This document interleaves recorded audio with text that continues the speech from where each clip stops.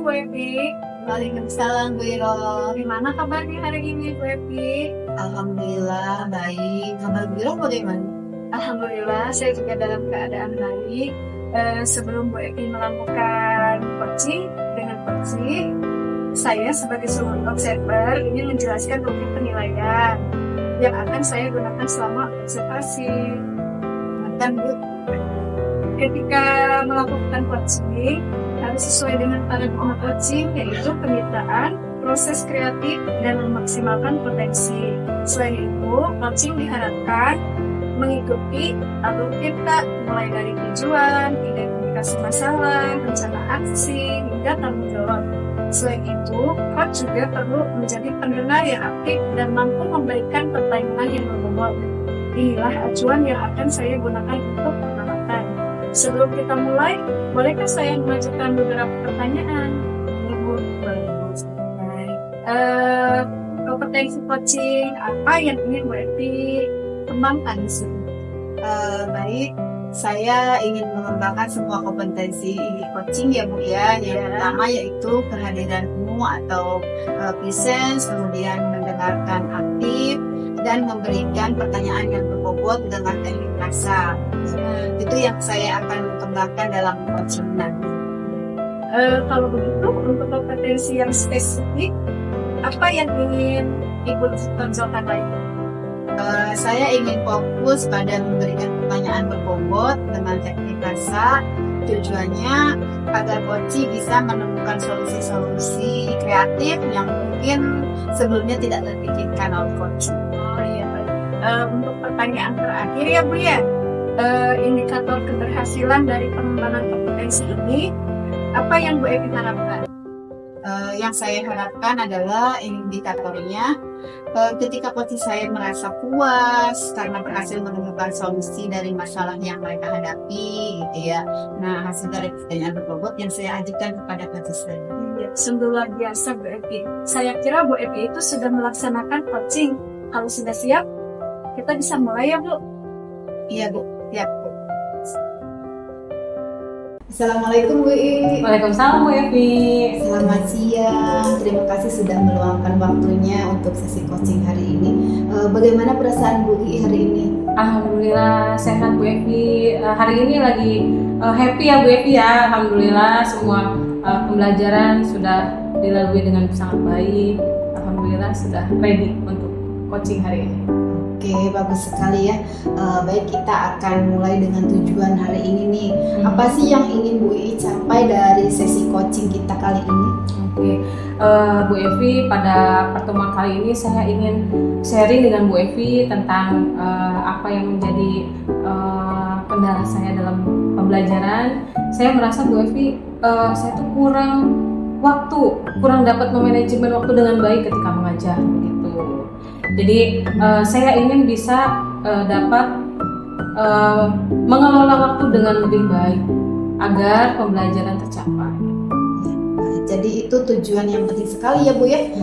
Bagaimana sih Bu I mendefinisikan keberhasilan dalam hal ini nih, dalam mencapai tujuan Bu I ini? Apa yang akan berbeda jika Bu I ini berhasil mengelola waktu dengan baik?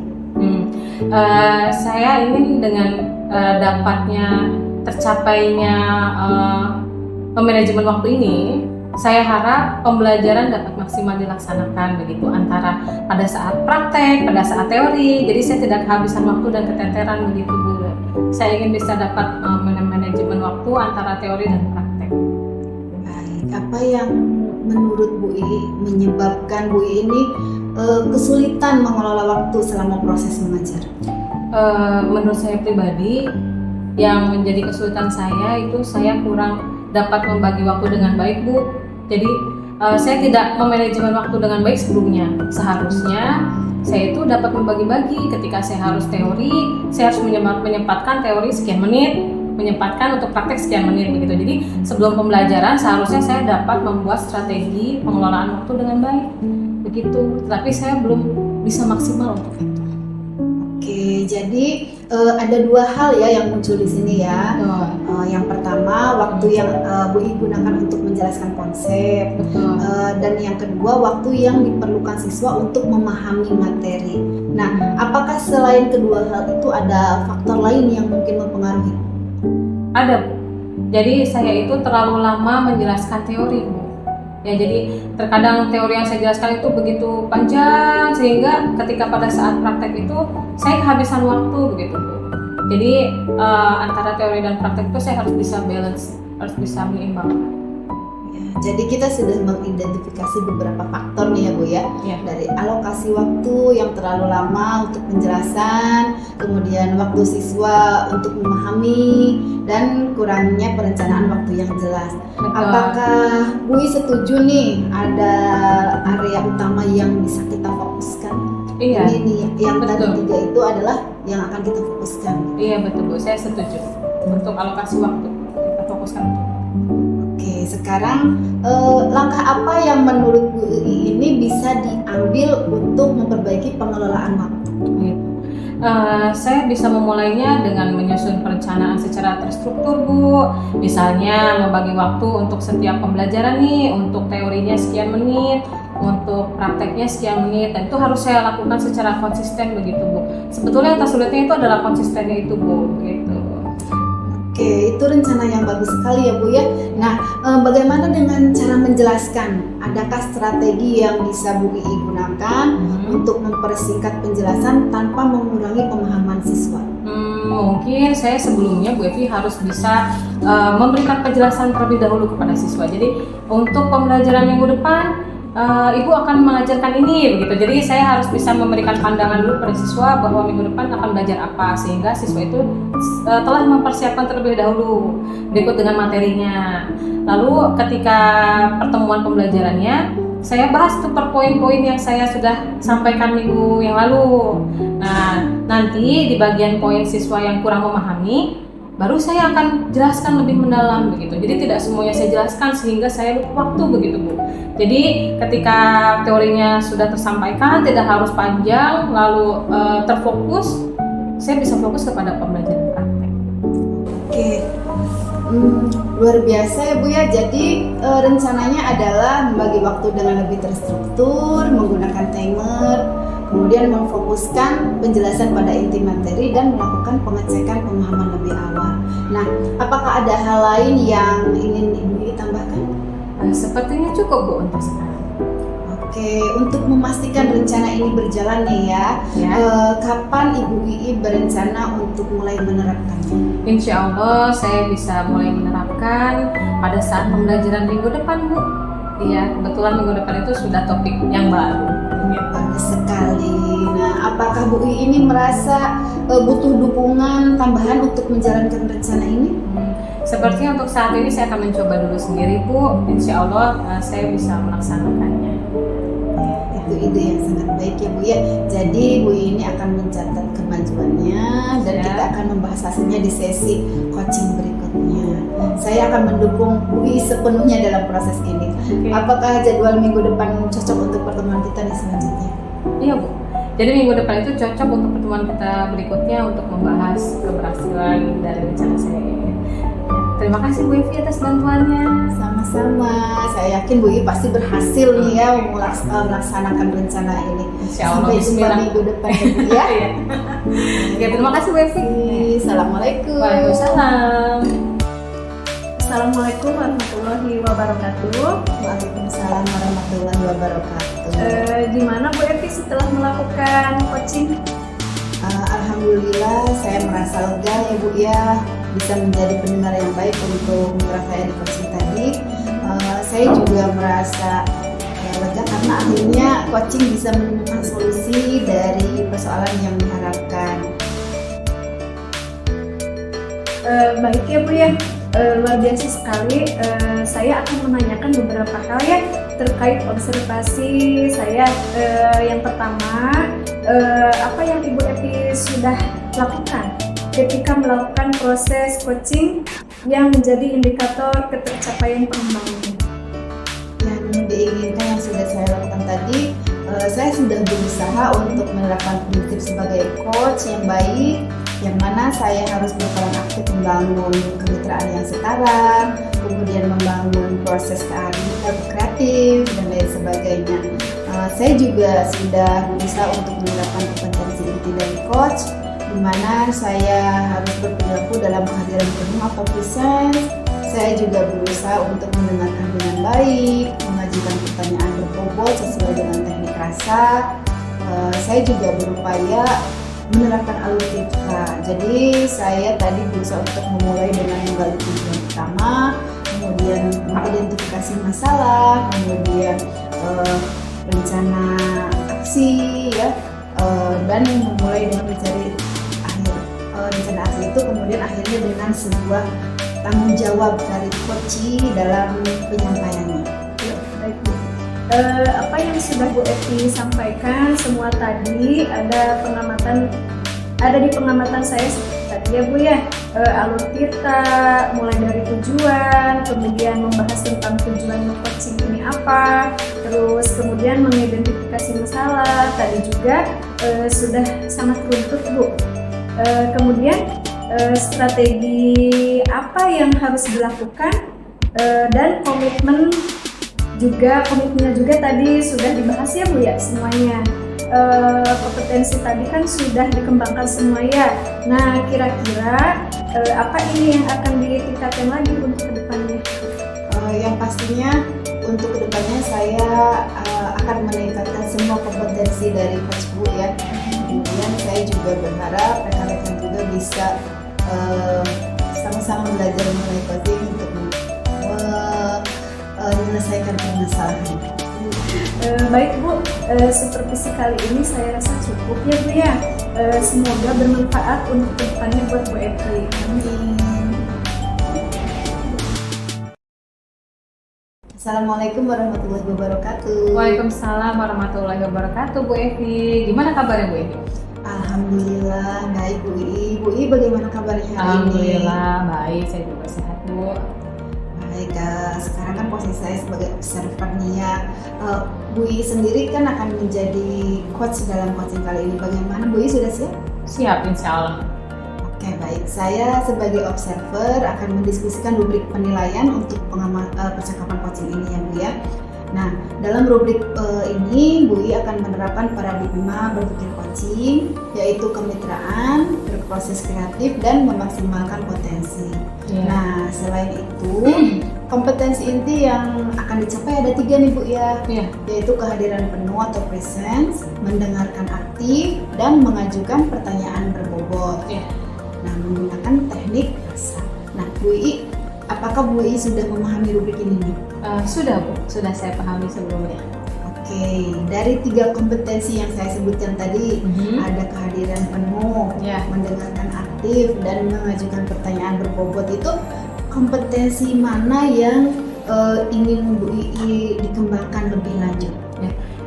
Saya ingin mengembangkan kompetensi kehadiran penuh Bu Evi. Karena menurut saya kehadiran penuh adalah kunci keberhasilan Bu Evi, tentunya dalam proses coaching ini. Oke, berarti kompetensi spesifik yang akan dinilai adalah kehadiran penuh atau presence ya? Iya, betul. Oke, kemudian apa indikator ketercapaian tujuan coaching kali ini nih Bu? Indikatornya adalah saya ingin melakukan coaching dengan sangat baik, dan juga saya ingin coach itu dapat menemukan permasalahannya.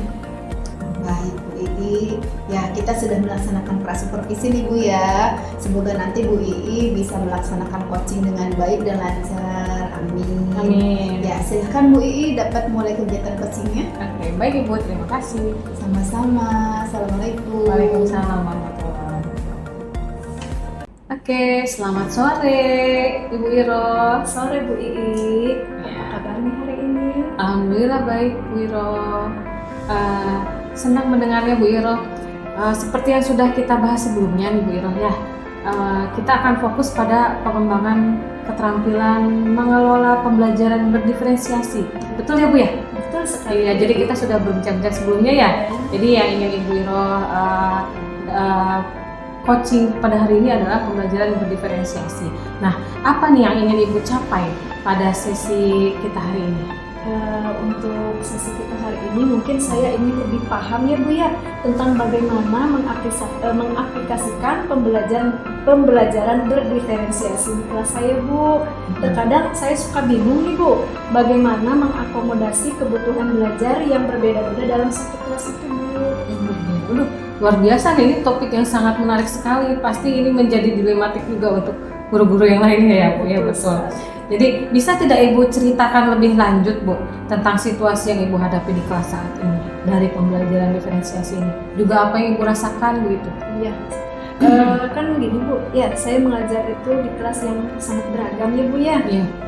Kemudian kemampuan siswa juga sangat bervariasi Bu. Betul. Beberapa siswa itu sangat cepat memahami materi, sedangkan yang lain itu butuh waktu yang lebih lama Bu. Iya. Nah, saya ingin memastikan bahwa semua siswa itu bisa berkembang, tetapi saya mengalami kesulitan dalam mengatur strategi yang sesuai Bu. Sebetulnya ini merupakan tantangan ya Bu ya, Iya, dari betul perbedaan sekali. di kelas itu. Ibu, apakah Ibu sudah mencoba Bu metode atau strategi pembelajaran begitu di kelas? Mungkin saya perlu lebih bervariasi ya Bu ya dalam pendekatan ya, tidak hanya membagi berdasarkan kemampuan. Betul. Mungkin saya juga merasa perlu lebih memahami lagi bagaimana memberikan tugas yang sesuai untuk masing-masing kelompok. Memahami situasi seperti itu ya Bu Iroh ya, tentunya menjadi tantangan ya dari perbedaan siswa tersebut. Apakah Ibu Iroh itu sudah mencoba Bu metode atau strategi pembelajaran berdiferensiasi? Sebenarnya saya sudah mencoba Bu untuk memecah kelompok ya berdasarkan kemampuan. Tapi kadang siswa yang pintar itu cepat bosan Bu ya. Kemudian siswa yang lambat itu merasa tertinggal Bu.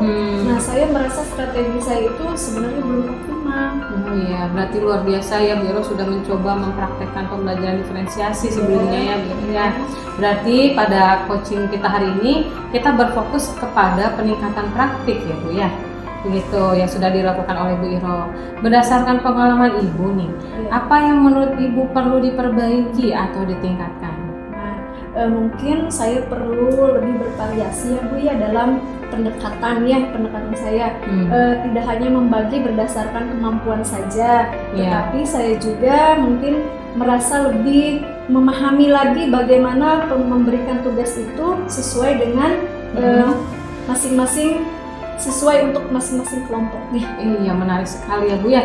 Jadi pembelajaran berdiferensiasi ini memang tidak hanya soal memecah kelompok ya Bu ya, tetapi juga memperlihatkan variasi dalam proses, lalu konten juga produknya ya Bu pada setiap kemampuan siswa, sehingga mereka tetap termotivasi ya Bu dan berkembang sesuai dengan kemampuannya masing-masing. Jika Ibu bisa memilih nih Bu, area apa Bu yang ingin Ibu fokuskan pada pembelajaran diferensiasi ini? Mungkin saya akan lebih memfokuskan pada bagaimana memberikan tugas ya Bu yang sesuai dengan kemampuan siswa itu, sehingga mereka itu tetap termotivasi dan berkembang sesuai dengan kemampuannya masing-masing. Gitu Bu. Iya betul, itu adalah fokus yang bagus ya Bu ya. Iya. Bagaimana menurut Ibu nih langkah pertama yang ingin Ibu ambil untuk ketercapaian itu apa?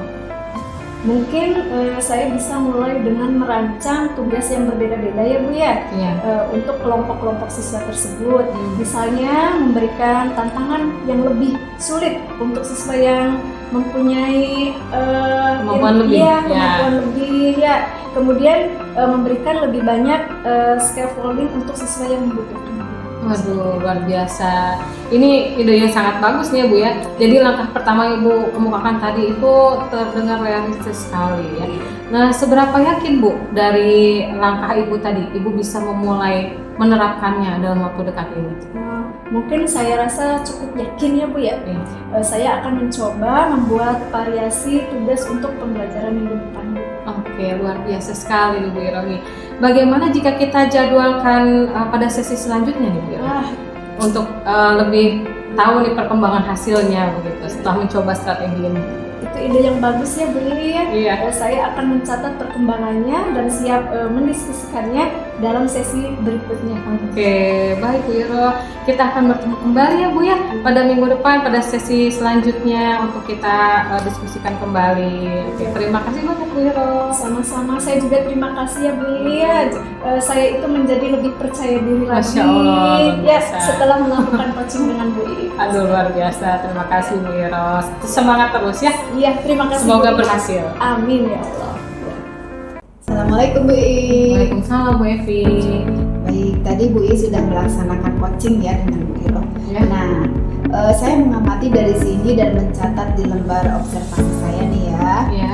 Namun sebelum saya menyampaikan hasil pengamatan saya ingin bertanya dulu, apa yang dilakukan Bu I saat coaching tadi? Ya, saat saya melakukan coaching, saya berusaha hadir sepenuhnya ya Bu ya, mendengarkan apa yang disampaikan oleh tadi Bu Iro. Saya juga menerapkan alur coaching dari Tirta, yaitu mulai dari tujuan, identifikasi masalah, membuat rencana aksi, dan menentukan tanggung jawab. Saya juga menanyakan komitmen dari coaching tersebut untuk melaksanakan rencana yang sudah disusun oleh beliau. Baik, saya lihat dari catatan saya apa yang Bu I sampaikan sesuai dengan pengamatan saya ya. Iya. Catatan pertama saya adalah bahwa Bu I sudah menerapkan prinsip coaching, yaitu kemitraan. Bu I memposisikan diri setara dengan coachee ya. Iya. Lalu juga melakukan proses kreatif yang berhasil menggali solusi dari coachee sendiri. Kemudian memaksimalkan potensi yang dimiliki oleh coachee. Nah, saya melihat bahwa coachee menemukan banyak solusi yang awalnya belum terbayangkan. Ya. Namun setelah berdiskusi, coachee ini mampu merumuskan rencana aksi. Selain itu, alur Tirta juga sudah diterapkan oleh Bu I, yaitu dengan menanyakan tujuan, kemudian mengidentifikasi, Iya, betul. dan rencana aksi, juga tanggung jawab gitu ya. Iya. Nah, dari coaching ini yang tadi Bu I laksanakan itu, kira-kira kompetensi apa lagi yang Bu I ingin kembangkan? Dari yang tadi ya Bu ya. Ya. Jadi saya sudah mencoba Bu mengembangkan kompetensi kesadaran penuh yang tadi ya Bu ya, presence ya Bu. Dan berdasarkan hasil pengamatan tadi, alhamdulillah sudah cukup berhasil Bu. Selanjutnya saya ingin fokus pada dua kompetensi lainnya, yaitu mendengarkan aktif dan memberikan pertanyaan yang berkualitas ya Bu ya. Nah, jadi saya perlu lebih banyak latihan lagi Bu untuk kedua poin itu, hal tersebut. Oke, bagus ya Bu I ya. Bu I akan lebih banyak berlatih untuk mengembangkan kompetensi mendengarkan dan bertanya. Mungkin itu ya. Iya. Nah, semoga kedepannya semakin terampil dalam melaksanakan coaching. Saya rasa supervisi hari ini saya cukupkan. Terima kasih. Wassalamualaikum warahmatullahi wabarakatuh. Terima kasih banyak juga Bu Evi. Waalaikumsalam warahmatullahi wabarakatuh. Assalamualaikum warahmatullahi wabarakatuh. Bu Iro. Waalaikumsalam warahmatullahi wabarakatuh Bu Iri. Bagaimana kabarnya Ibu? Alhamdulillah sehat. Kalau Bu Iri bagaimana? Alhamdulillah sehat. Sebelum kita memulai proses coaching Bu Iro, saya yang berperan sebagai pengamat atau observer yang akan melihat jalannya prosesnya Bu Iro nanti nih dengan coaching. Sebelum memulai, ada beberapa hal yang ingin saya sampaikan Bu Iro terkait rubrik penilaian dalam observasi tersebut ya, agar Ibu dapat memahami kriteria yang akan kita gunakan ya.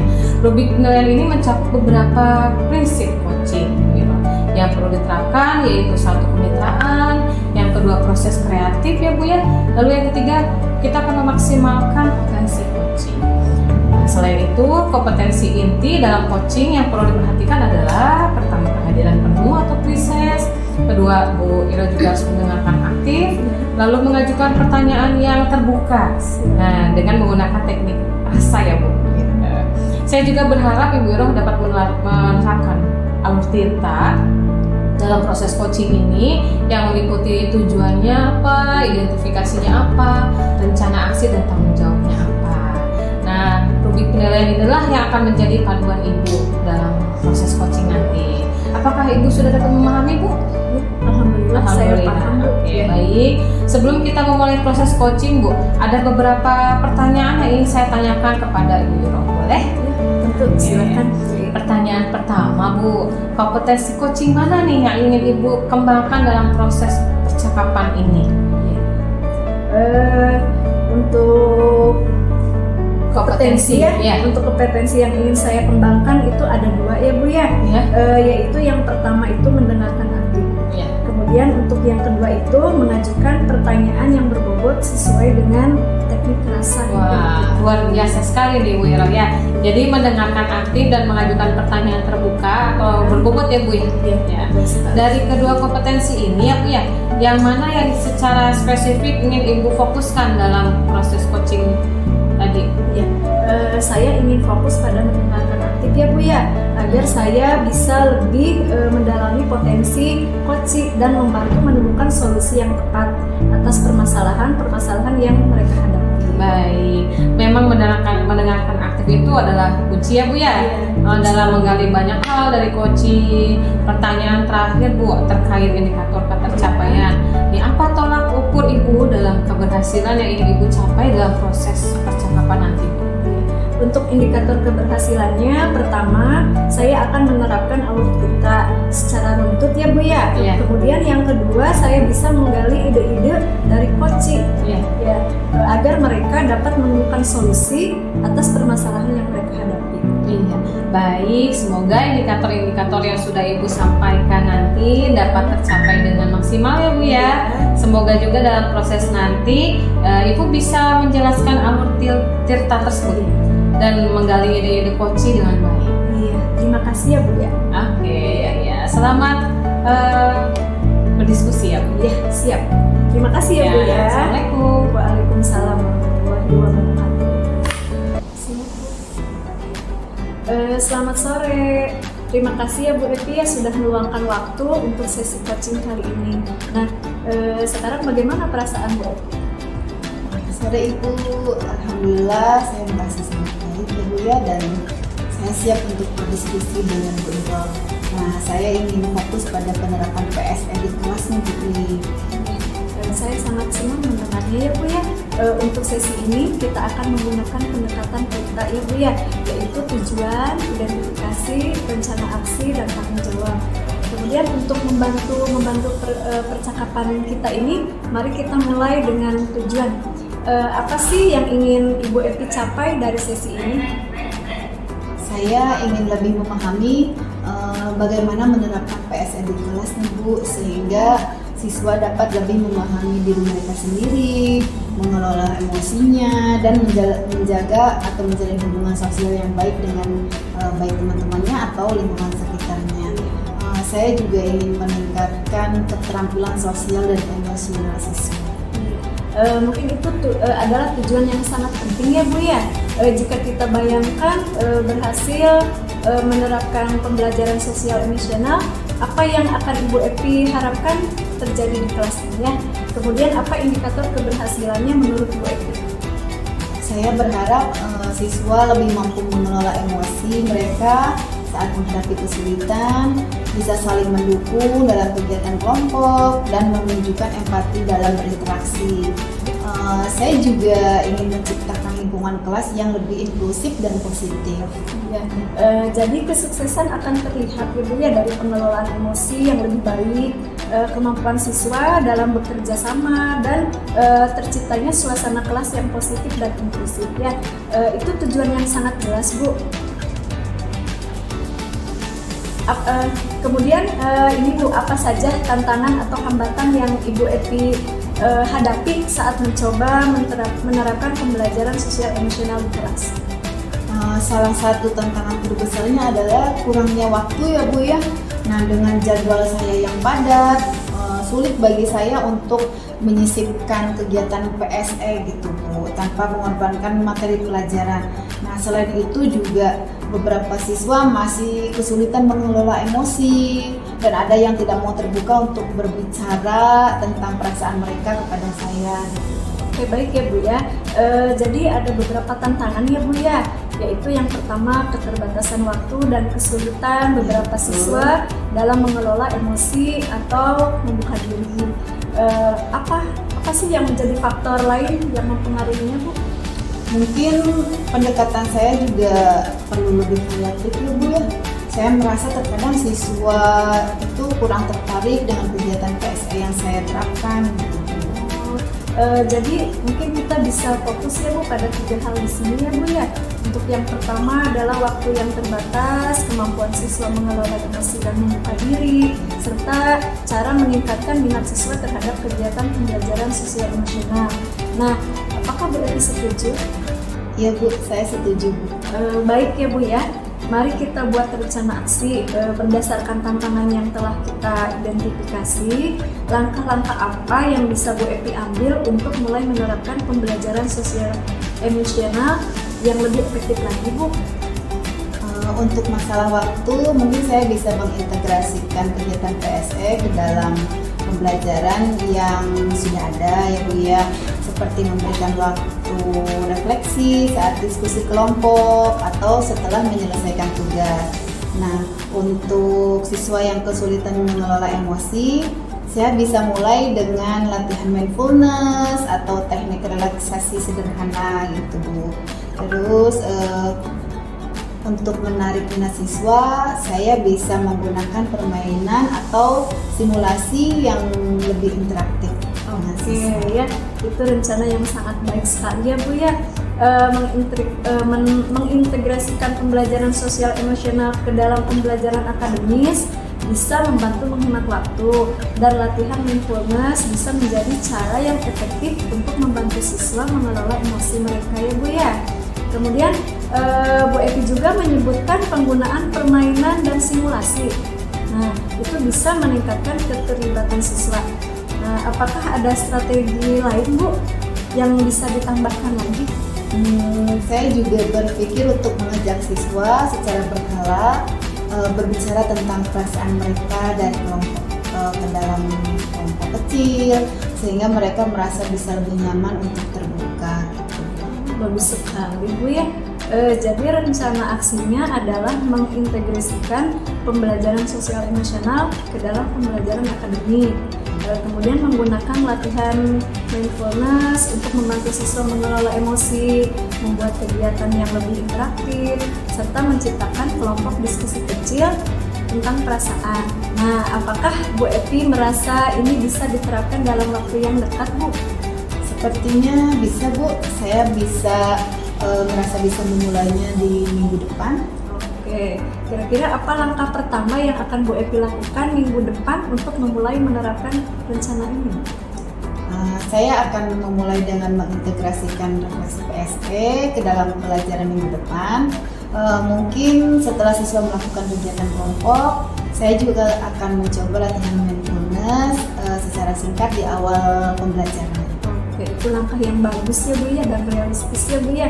Kemudian bagaimana Bu Evi akan mengukur keberhasilan penerapan ini? Apa kira-kira indikator yang akan Bu Evi perhatikan? Saya akan melihat bagaimana siswa merespon latihan mindfulness dan refleksi gitu ya Bu. Terus jika mereka terlihat lebih tenang dan mampu bekerja sama dengan lebih baik, saya anggap itu sebagai kemajuan atau progres. Saya juga akan mengamati apakah suasana kelas menjadi lebih positif lagi. Ya, itu adalah cara yang sangat baik ya Bu untuk mengevaluasi kemajuan. Nah, apakah ada dukungan tambahan yang akan Ibu Evi butuhkan selama proses ini? Untuk sementara ini saya merasa cukup percaya diri Bu untuk memulai. Jika ada tantangan, saya akan mencatatnya dan saya akan meminta kita untuk membahasnya pada sesi coaching berikutnya. Siap ya, kita bisa nanti bertemu lagi ya Bu untuk mengevaluasi hasil dari penerapan ini. Saya sangat yakin Bu Evi dapat melakukan langkah awal yang luar biasa. Mungkin cukup coaching hari ini ya Bu ya. Kita bertemu di sesi coaching yang berikutnya. Baik Ibu, terima kasih banyak Ibu. Sama-sama Bu Evi. Assalamualaikum. Waalaikumsalam. Ya, jadi yang udah Ibu sampaikan tadi sesuai ya Bu ya dengan apa yang ada di catatan saya. Jadi di catatan saya ini Ibu memang memang sudah memberikan sebuah prinsip kemitraan, dan itu terbukti juga pada saat Ibu ketika coaching tadi. Iya. Ya. Merasa setara, tidak ada perbedaan strata ya Bu ya. Kemudian Ibu juga sudah melakukan yang namanya prinsip proses kreatif ya Bu, di mana Ibu berusaha menggali kreativitas dari seorang coaching ya untuk mengeluarkan berbagai solusi-solusi terkait masalah yang sudah dihadapinya ya Bu ya. Lalu kemudian Ibu juga mengajukan beberapa pertanyaan yang terbuka dan berbobot. Bu, sudah bagus sekali agar memaksimalkan proses coaching tadi, menggali potensinya Ibu ya dari seorang coaching, itu juga sudah bagus sekali Ibu ya.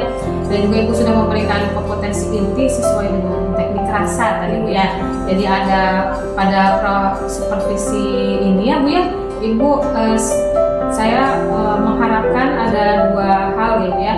Jadi mendengarkan aktif ya, dan juga mengajukan pertanyaan yang terbuka.